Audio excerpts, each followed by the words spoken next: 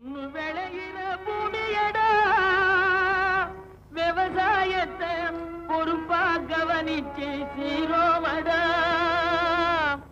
உண்மையா உழைக்கிற நமக்கு எல்லா நன்மைகளும் நாடி வந்து கூடுதடா.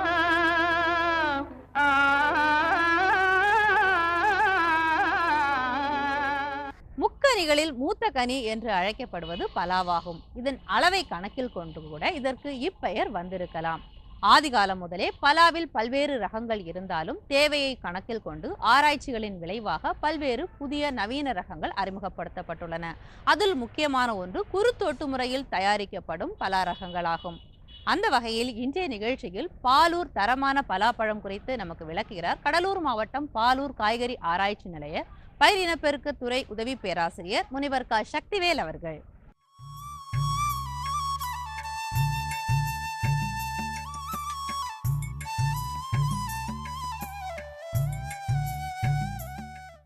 வணக்கம் விவசாயிகளே. இப்போ பலாவில் குருத்து ஒட்டு முறை மூலயமாவும் நம்ம ஒட்டுக்கன்றை உற்பத்தி செய்யலாம். குருத்து ஒட்டு முறையை பொறுத்த வரைக்கும் நம்ம சயான் அப்படின்னு சொல்லக்கூடிய ஒரு குச்சியை நம்ம தாய் செடியிலேருந்து உடச்சி எடுத்துகிட்டு வரணுங்க. அது பரு வெடித்த குச்சி இருக்கணும். அந்த குச்சியை கொண்டு நாம் இங்கே வேர்க்குச்சி செடியோடு சேர்த்து செய்யணும். பொதுவாக வேர்க்குச்சி செடியை கொட்டை போட்டு நல்லா முளைக்க வச்சுட்டு ஒரு 6 மாதம் வரைக்கும் நல்ல உரம் எருலாம் போட்டு நல்ல திக்னஸ் வர மாதிரி நம்ம வேர்க்குச்சி செடிகளை உற்பத்தி செஞ்சு வச்சுக்கணுங்க. அதுக்கப்புறம் நம்ம எந்த மரத்துலேருந்து நம்ம ஒட்டுக்கண்ணை உற்பத்தி செய்யணும்னு நினைக்கிறோமோ அந்த மரத்தோட கிளை மேலே ஏறி நம்ம அந்த பருவுள்ள அந்த குச்சிகளை சேகரிக்கணும். அந்த குச்சியை சேகரித்து இந்த ஆப்பு வடிவத்தில் 2 பக்கமும் நம்ம அதை சீவிடணும். இப்படி சீவின பிறகு நம்ம வேர்க்குச்சி செடியில் நடுவில் ஒரு கட்டு கொடுக்கணுங்க. நடுவில் ஒரு கட்டு கொடுத்து அந்த ஆப்பு வடிவம் உள்ளதை கீழ்நோக்கின மாதிரி அந்த வேர்க்குச்சி செடியில் வைக்கணும். வச்ச பிறகு அதை நல்லா பாலித்தீன் தாள் வச்சு நல்லா டைட்டாக கட்டிட்டு நம்ம வச்சுக்கணுங்க. இதை நிழல் குடியில் ஷேட் நெட் என்று சொல்லக்கூடிய நிழல் குடியில் நம்ம கொண்டு போய் வைக்கணும். இது இந்த மாதிரி மென்தண்டு முறையில் நம்ம இந்த மாதிரி நம்ம செஞ்சு வச்சோம்னா ஒரு 3 மாதத்தில் நமக்கு அதிலிருந்து ஒரு பரு வெடித்து அதிலிருந்து ஒரு இலை வரும். ஸோ அப்போ அந்த மாதிரி இலை வந்த ஒரு செடி தான் நம்ம ஒட்டுக்கன்று அப்படின்னு சொல்லுவோம். மென்தண்டு முறையில் நம்ம இந்த மாதிரி ஒட்டுக்கண்ணை பலாவில் உற்பத்தி செய்யலாம். இந்த பலாவில் உற்பத்தி செய்கிறது மிகவும் அரிதான ஒரு மெத்தடாக தான் இதை ஃபாலோ பண்ணுறாங்க. ஏன்னு கேட்டிங்கன்னா நெருக்க ஒட்டு முறையில் தான் வெற்றி சதவீதம் அதிகமாக இருக்குது. குருத்து ஒட்டு முறை எந்த மாதிரி சுச்சுவேஷனில் செய்கிறோன்னா இப்போ நம்ம தாய் செடியோட கிளையை வளைச்சி கீழே கொண்டு நம்ம கட்ட முடியாத சூழ்நிலையிலையும் அந்த பாக்கெட்டை வேர்க்குச்சியை கொண்டு போய் அதோட ஜாயிண்ட்டு போட்டு ஒட்டு கட்டி தண்ணி ஊற்றி பராமரிக்க முடியாத ஒரு உயரத்தில் இருக்கிற மர செடிகள்லேயும் நம்ம இந்த மாதிரி குச்சிகளை கலெக்ட் பண்ணிட்டு நம்ம இடத்துலையே நிழல் குடியிலேயே வச்சு செய்யலாம். இந்த மாதிரி நம்ம ஒட்டு மரக்கண்ணை உற்பத்தி செஞ்சாச்சுங்க.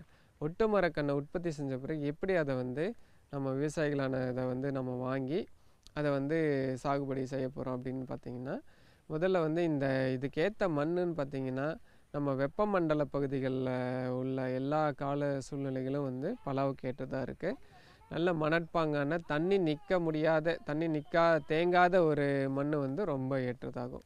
இதில் நம்ம 3 அடிக்கு நீளம் ஆழம் அகலம் உயரம் உள்ள குழியை நம்ம எடுத்துகிட்டு ஒரு குழிக்கு 10 கிலோ தொழு உரத்தை போட்டு நல்லா மேல் மண்ணோட கலந்து நம்ம அந்த குழியை நிரப்பிடணும்.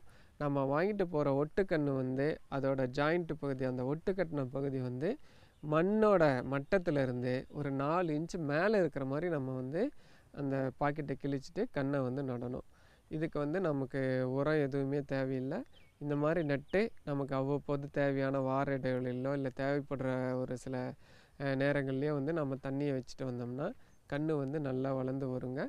நம்ம சைடில் வர அந்த நுனி பருக்களை நம்ம விட்டுட்டே வந்தால் தான் நமக்கு தேவையான அளவுக்கு உயரம் போகிற அளவுக்கு அந்த மரத்தை நம்ம கொண்டு போகலாம். நம்ம எந்த அளவுக்கு உயரம் கொண்டு போனால் அந்த அளவுக்கு சைடில் நம்ம கழிச்சு விட்டுட்டே போனோம்னா செடி மேலே பெருத்து போகும். அதன் பிறகு நம்ம ஒரு 5 வருஷத்துலேருந்து நம்ம இந்த பலாவில் காய்கள் உற்பத்தியை எதிர்பார்க்கலாம். ஆகவே பாலூர் 1 பாலூர் 2 போன்ற பலா ரகங்களை நம்ம காய்கறி ஆராய்ச்சி நிலையத்திலேருந்து வாங்கி அதை நட்டு அதில் நல்ல மகசூல் பெற்று பயனடைந்து செம்மை பெறுமாறு வேண்டிக் கொள்கிறேன். வேளாண்மை சார்ந்த முக்கிய உபத்தொழிலாக கால்நடை வளர்ப்பு கருதப்படுகிறது. கால்நடை வளர்ப்பில் வெள்ளாடுகள் வளர்ப்பு அதிக லாபம் தரக்கூடியதாக உள்ளது.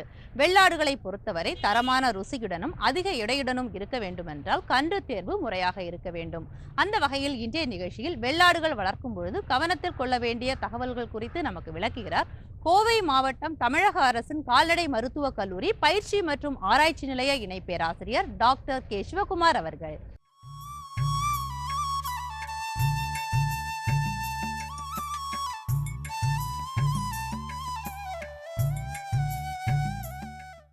வணக்கம்.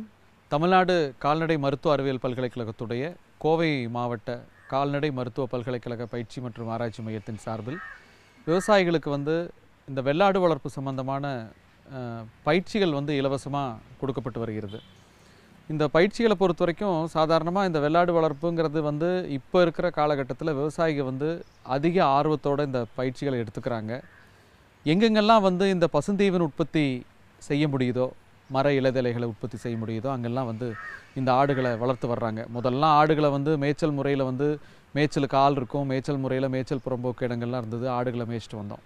ஆனால் இப்போ இந்த ஆடுகளை மேய்ச்சலுக்கு ஆன வசதிகள் இல்லாதனாலையும் மேய்ச்சலுக்கு ஆள் போதிய அளவு இல்லாதனால இந்த மாதிரி ஒரு மேய்ச்சல் கலந்த கொட்டில் முறையோ இல்லை கொட்டில் முறையில் ஆடுகளை வளர்க்குறது இப்போ பிரபலம் அடைஞ்சிட்டு வருது. இந்த ஆடுகளை வாங்கும் பொழுது விவசாயிகள் சில விஷயங்களை கண்டிப்பாக கவனத்தில் கொள்ளணும். முதல்ல விவசாய பூமி, கிணறோ போர்வெல்லோ, இலவச மின்சாரம், இந்த பசுந்தீவன உற்பத்திக்கான அமைப்பு இதெல்லாம் இருக்குதான்னு பார்த்துக்கணும். அடுத்தது, ஒரு ஏக்கர் பசுந்தீவன உற்பத்தி செய்யும் பொழுது அதில் ஒரு 30 ஆடுகள் அதனுடைய குட்டிகளை வளர்க்க முடியும். ஆடுகளை வாங்கும் பொழுது சாதாரணமாக அந்தந்த ஏரியாவில் அந்தந்த பகுதிக்கு சீதோஷ்ண சூழ்நிலைக்கு அடாப்ட் ஆகிருக்கிற அந்த பகுதிக்கு உகந்த இனங்களை வாங்கி பராமரிக்கிறது தான் வளர்க்குறது தான் சிறந்த முறை. இப்போ விவசாயிகிட்ட ஒரு ஒரு மாயை மாதிரி ஒரு இது இருக்குது, என்ன கருத்து இருக்குது, என்னென்னா ஒரு 150 கிலோ 200 கிலோ 500 கிலோ இருக்கிற பிராய்லர் ஆடுகள், அந்த மாதிரி அந்த ஆடுகளை வளர்க்கலாம், அதன் மூலமாக லாபம் அதிகமாக வரும் அப்படிங்கிற மாதிரி கருத்துக்கள்லாம் இருக்குது.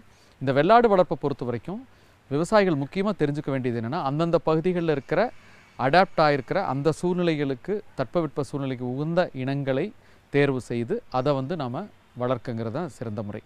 அதில் இப்போது நாட்டு ஆடுகளாக இருந்ததுன்னா நம்ம தலைச்சேரிங்கிற கிடாயை நம்ம கலப்பினம் செய்யலாம். தலைச்சேரி ஒரு கிடாய்க்கு ஒரு 20 ஆடுகளை நம்ம கலப்பினம் பண்ணுறதுக்காக ஒரு 20 ஆடுகளை வச்சுக்கலாம். ஒரு ஏக்கரில் அந்த பசுந்தீவன உற்பத்தி செய்யும் பொழுது இந்த பண்ணையை இது பண்ண முடியும். சாதாரணமாக நாங்கள் என்ன சொல்கிறோன்னா, ஒவ்வொரு விவசாயியும் எங்கெல்லாம் விவசாயம் பண்ணிகிட்ருக்கிற விவசாயி அவருடைய மனைவி இருக்கிற அங்கே விவசாயம் பண்ணிகிட்ருக்கிற சூழ்நிலையில் ஒரு 20 ஆடும் ஒரு கிடாய் அல்லது 2 கிடாயை அவசியம் விவசாயத்து கூட சேர்ந்து வச்சுக்க சொல்கிறோம். இந்த 20 ஆடு ஒரு கிடாயை வளர்க்குறதுக்குங்கிறதுக்கு வேலையாட்களோ மற்ற கூலிக்கோ ஆள் அமர்த்த வேண்டியது இல்லை. அந்த விவசாயி அவருடைய மனைவி விவசாயம் போக மற்ற நேரங்களில் இந்த 20 ஆடுகள், பெட்டை ஆடுகள் 1-2 கிடாய்களை வச்சு தாராளமாக வளர்க்க முடியும். இதில் நீங்கள் பார்த்தீங்கன்னா ஒரு 2 வருஷம் வளர்க்கும் பொழுது அந்த பெட்டையாடுகளோட எண்ணிக்கையை நாம் விரிவுபடுத்திக்கலாம். இதிலிருந்து ஒரு நிரந்தர வருமானம் கிடைக்கும்.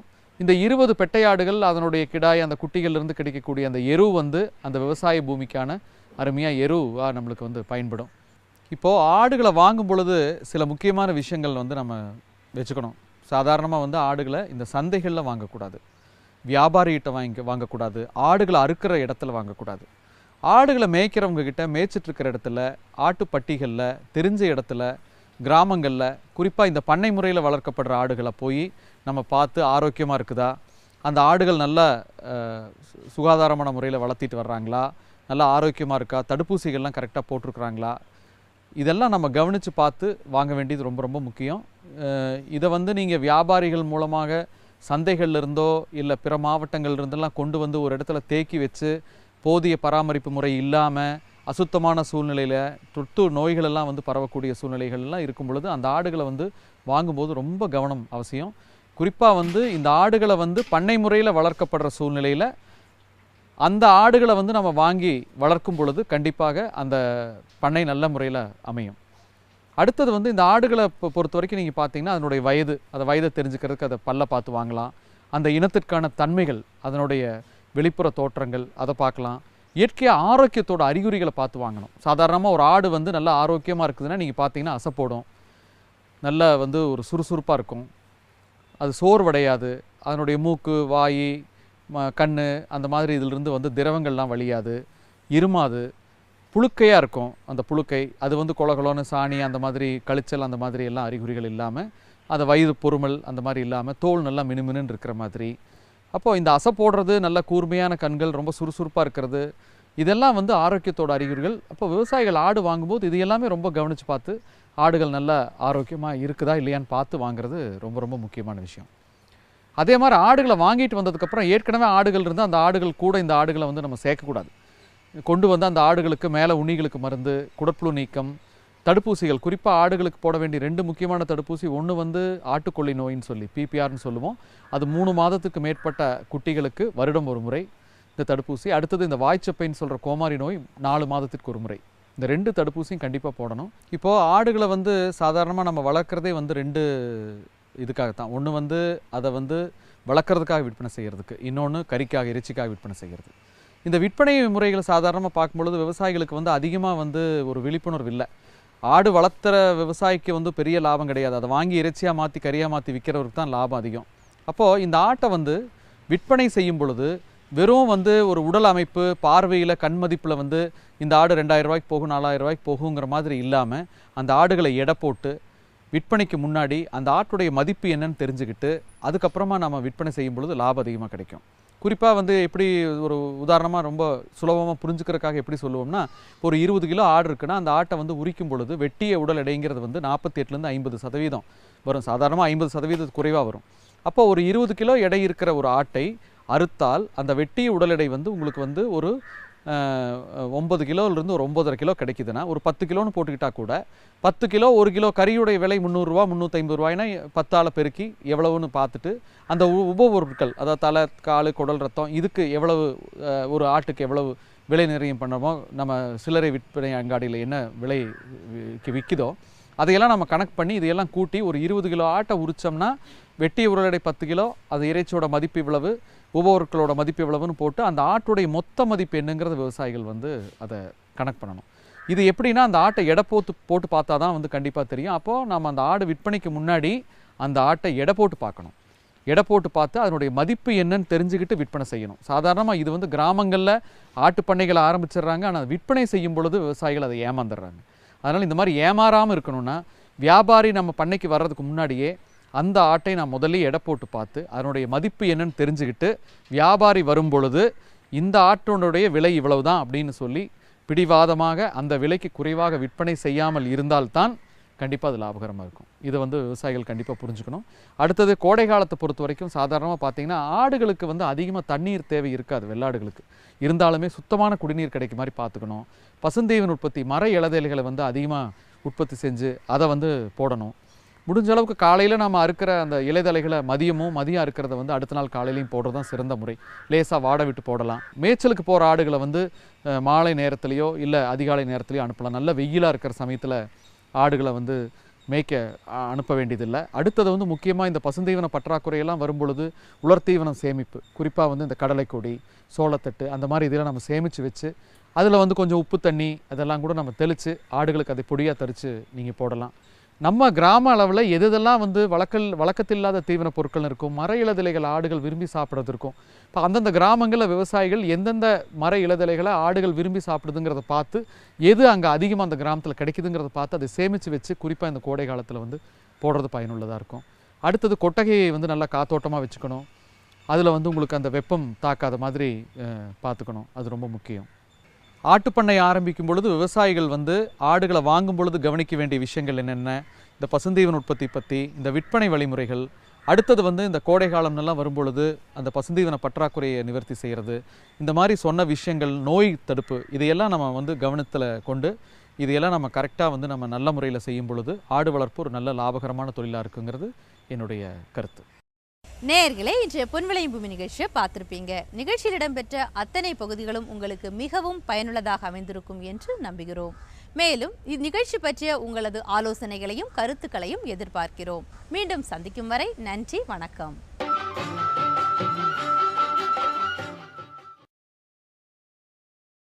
நீக்கம், தடுப்பூசிகள் குறிப்பாக ஆடுகளுக்கு போட வேண்டிய 2 முக்கியமான தடுப்பூசி. ஒன்று வந்து ஆட்டுக்கொள்ளி நோயின்னு சொல்லி PPRன்னு சொல்லுவோம்.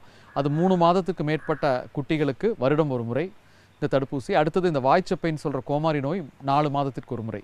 இந்த 2 தடுப்பூசியும் கண்டிப்பாக போடணும். இப்போது ஆடுகளை வந்து சாதாரணமாக நம்ம வளர்க்குறதே வந்து 2 இதுக்காகத்தான். ஒன்று வந்து அதை வந்து வளர்க்குறதுக்காக விற்பனை செய்கிறதுக்கு, இன்னொன்று கறிக்காக இறைச்சிக்காக விற்பனை செய்கிறது. இந்த விற்பனை முறைகளை சாதாரணமாக பார்க்கும்பொழுது விவசாயிகளுக்கு வந்து அதிகமாக வந்து ஒரு விழிப்புணர்வு இல்லை. ஆடு வளர்த்துற விவசாயிக்கு வந்து பெரிய லாபம் கிடையாது. அதை வாங்கி இறைச்சியாக மாற்றி கறியாக மாற்றி விற்கிறவருக்கு தான் லாபம் அதிகம். அப்போது இந்த ஆட்டை வந்து விற்பனை செய்யும் பொழுது வெறும் வந்து ஒரு உடல் அமைப்பு பார்வையில் கண் மதிப்பில் வந்து இந்த ஆடு 2000 ரூபாய்க்கு போகும் 4000 ரூபாய்க்கு போகுங்கிற மாதிரி இல்லாமல் அந்த ஆடுகளை எடை போட்டு விற்பனைக்கு முன்னாடி அந்த ஆட்டுடைய மதிப்பு என்னன்னு தெரிஞ்சுக்கிட்டு அதுக்கப்புறமா நம்ம விற்பனை செய்யும் பொழுது லாபம் அதிகமாக கிடைக்கும். குறிப்பாக வந்து எப்படி ஒரு உதாரணமாக ரொம்ப சுலபமாக புரிஞ்சுக்கிறதுக்காக எப்படி சொல்லுவோம்னா, ஒரு 20 கிலோ ஆடு இருக்குன்னா அந்த ஆட்டை வந்து உரிக்கும் பொழுது வெட்டிய உடல் எடைங்கிறது வந்து 48லேருந்து 50% வரும். சாதாரணமாக 50% குறைவாக வரும். அப்போ ஒரு 20 கிலோ எடை இருக்கிற ஒரு ஆட்டை அறுத்தால் அந்த வெட்டிய உடல் எடை வந்து உங்களுக்கு வந்து ஒரு 9 கிலோலேருந்து ஒரு 9.5 கிலோ கிடைக்குதுன்னா ஒரு 10 கிலோன்னு போட்டுக்கிட்டால் கூட 10 கிலோ 1 கிலோ கறியுடைய விலை 300 ரூபா 350 ரூபாய்னா 10ஆல் பெருக்கி எவ்வளவுன்னு பார்த்துட்டு அந்த உபபொருட்கள் அதாவது தலை கால் குடல் ரத்தம் இதுக்கு எவ்வளவு ஒரு ஆட்டுக்கு எவ்வளவு விலை நிர்ணயம் பண்ணுறோமோ நம்ம சில்லறை விற்பனை அங்காடியில் என்ன விலைக்கு விற்கிதோ அதையெல்லாம் நம்ம கணக்கு பண்ணி இதையெல்லாம் கூட்டி ஒரு 20 கிலோ ஆட்டை உரிச்சோம்னா வெட்டிய உடல் எடை 10 கிலோ, அது இறைச்சியோட மதிப்பு இவ்வளவு, உபபொருட்களோட மதிப்பு எவ்வளவுன்னு போட்டு அந்த ஆட்டுடைய மொத்த மதிப்பு என்னங்கிறது விவசாயிகள் வந்து அதை கணக்கு பண்ணணும். இது எப்படின்னா அந்த ஆட்டை எடை போட்டு பார்த்தா தான் வந்து கண்டிப்பாக தெரியும். அப்போது நம்ம அந்த ஆடு விற்பனைக்கு முன்னாடி அந்த ஆட்டை எடை போட்டு பார்க்கணும். எடை போட்டு பார்த்து அதனுடைய மதிப்பு என்னன்னு தெரிஞ்சுக்கிட்டு விற்பனை செய்யணும். சாதாரணமாக இது வந்து கிராமங்களில் ஆட்டு பண்ணைகளை ஆரம்பிச்சிடுறாங்க, ஆனால் விற்பனை செய்யும் பொழுது விவசாயிகள் அதை ஏமாந்துடுறாங்க. அதனால் இந்த மாதிரி ஏமாறாமல் இருக்கணும்னா வியாபாரி நம்ம பண்ணைக்கு வர்றதுக்கு முன்னாடியே அந்த ஆட்டை நான் முதல்ல எடை போட்டு பார்த்து அதனுடைய மதிப்பு என்னன்னு தெரிஞ்சுக்கிட்டு வியாபாரி வரும் பொழுது இந்த ஆட்டினுடைய விலை இவ்வளவு தான் அப்படின்னு சொல்லி பிடிவாதமாக அந்த விலைக்கு குறைவாக விற்பனை செய்யாமல் இருந்தால்தான் கண்டிப்பாக அது லாபகரமாக இருக்கும். இதை வந்து விவசாயிகள் கண்டிப்பாக புரிஞ்சுக்கணும். அடுத்தது கோடை காலத்தை பொறுத்த வரைக்கும் சாதாரணமாக பார்த்தீங்கன்னா ஆடுகளுக்கு வந்து அதிகமாக தண்ணீர் தேவை இருக்காது. வெள்ளாடுகளுக்கு இருந்தாலுமே சுத்தமான குடிநீர் கிடைக்கும் மாதிரி பார்த்துக்கணும். பசுந்தீவன் உற்பத்தி மர இலதலைகளை வந்து அதிகமாக உற்பத்தி செஞ்சு அதை வந்து போடணும். முடிஞ்ச அளவுக்கு காலையில் நம்ம அறுக்கிற அந்த இலைதலைகளை மதியம் அறுக்கிறத வந்து அடுத்த நாள் காலையிலையும் போடுறது தான் சிறந்த முறை. லேசாக வாட விட்டு போடலாம். மேய்ச்சலுக்கு போகிற ஆடுகளை வந்து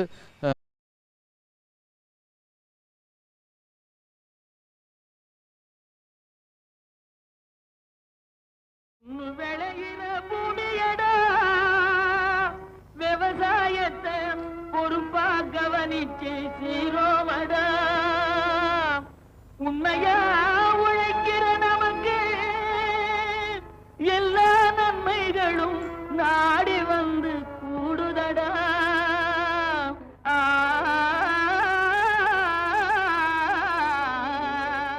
முக்கனிகளில் மூத்த கனி என்று அழைக்கப்படுவது பலாவாகும். இதன் அளவை கணக்கில் கொண்டு கூட இதற்கு இப்பெயர் வந்திருக்கலாம். ஆதிகாலம் முதலே பலாவில் பல்வேறு ரகங்கள் இருந்தாலும் தேவையை கணக்கில் கொண்டு ஆராய்ச்சிகளின் விளைவாக பல்வேறு புதிய நவீன ரகங்கள் அறிமுகப்படுத்தப்பட்டுள்ளன. அதில் முக்கியமான ஒன்று குருத்தோட்டு முறையில் தயாரிக்கப்படும் பலா ரகங்களாகும். அந்த வகையில் இன்றைய நிகழ்ச்சியில் பாலூர் தரமான பலாப்பழம் குறித்து நமக்கு விளக்குகிறார் கடலூர் மாவட்டம் பாலூர் காய்கறி ஆராய்ச்சி நிலைய பயிர் இனப்பெருக்க துறை உதவி பேராசிரியர் முனிவர் க. சக்திவேல் அவர்கள்.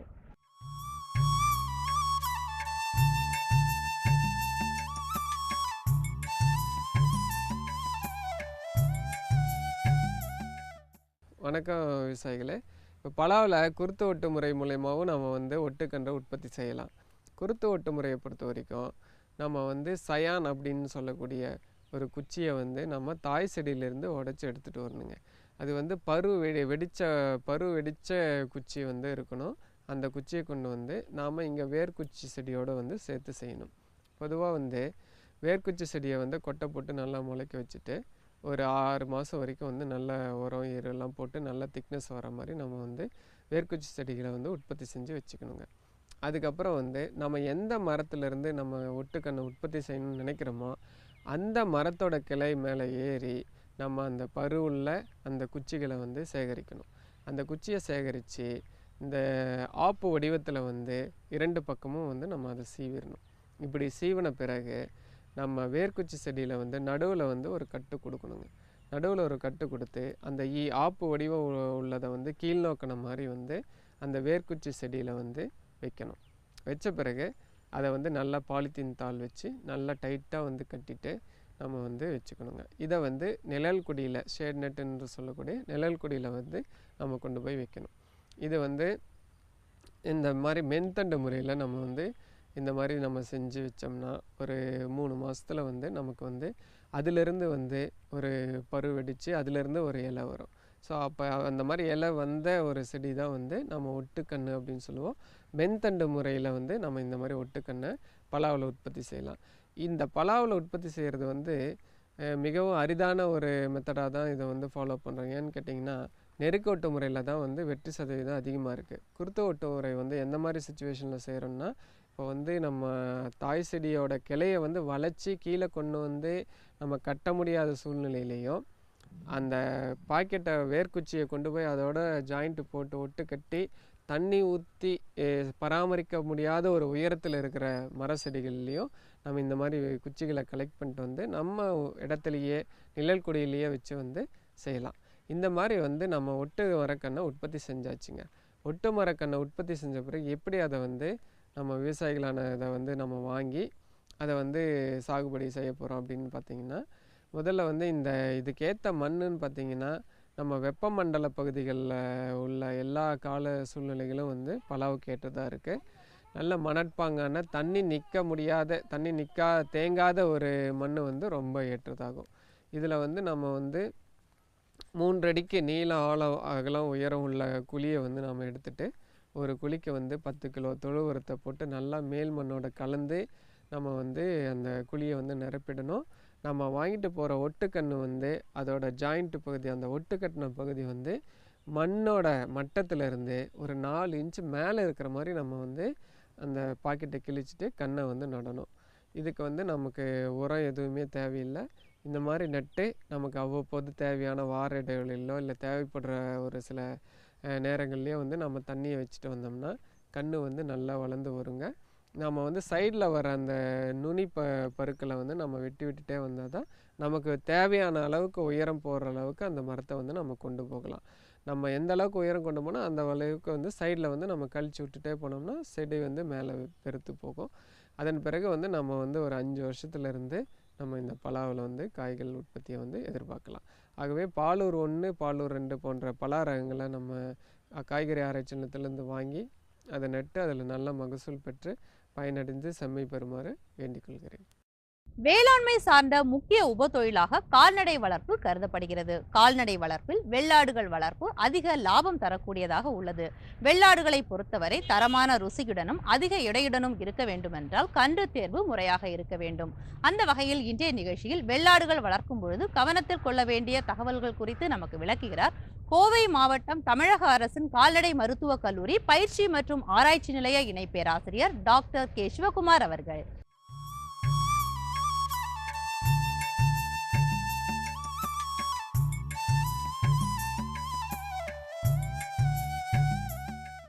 வணக்கம். தமிழ்நாடு கால்நடை மருத்துவ அறிவியல் பல்கலைக்கழகத்துடைய கோவை மாவட்ட கால்நடை மருத்துவ பல்கலைக்கழக பயிற்சி மற்றும் ஆராய்ச்சி மையத்தின் சார்பில் விவசாயிகளுக்கு வந்து இந்த வெள்ளாடு வளர்ப்பு சம்பந்தமான பயிற்சிகள் வந்து இலவசமாக கொடுக்கப்பட்டு வருகிறது. இந்த பயிற்சிகளை பொறுத்த வரைக்கும் சாதாரணமாக இந்த வெள்ளாடு வளர்ப்புங்கிறது வந்து இப்போ இருக்கிற காலகட்டத்தில் விவசாயிகள் வந்து அதிக ஆர்வத்தோடு இந்த பயிற்சிகளை எடுத்துக்கிறாங்க. எங்கெங்கெல்லாம் வந்து இந்த பசுந்தீவன் உற்பத்தி செய்ய முடியுதோ, மர இலைதலைகளை உற்பத்தி செய்ய முடியுதோ அங்கெல்லாம் வந்து இந்த ஆடுகளை வளர்த்து வர்றாங்க. முதல்லாம் ஆடுகளை வந்து மேய்ச்சல் முறையில் வந்து மேய்ச்சலுக்கு ஆள் இருக்கும், மேய்ச்சல் முறையில் மேய்ச்சல் புறம்போக்கு இடங்கள்லாம் இருந்தது, ஆடுகளை மேய்ச்சிட்டு வந்தோம். ஆனால் இப்போ வந்து இந்த ஆடுகளை வந்து மேய்ச்சலுக்கான வசதிகள் இல்லாதனாலையும் மேய்ச்சலுக்கு ஆள் போதிய அளவு இல்லாதனால இந்த மாதிரி ஒரு மேய்ச்சல் கலந்த கொட்டில் முறையோ இல்லை கொட்டில் முறையில் ஆடுகளை வளர்க்குறது இப்போ வந்து பிரபலம் அடைஞ்சிட்டு வருது.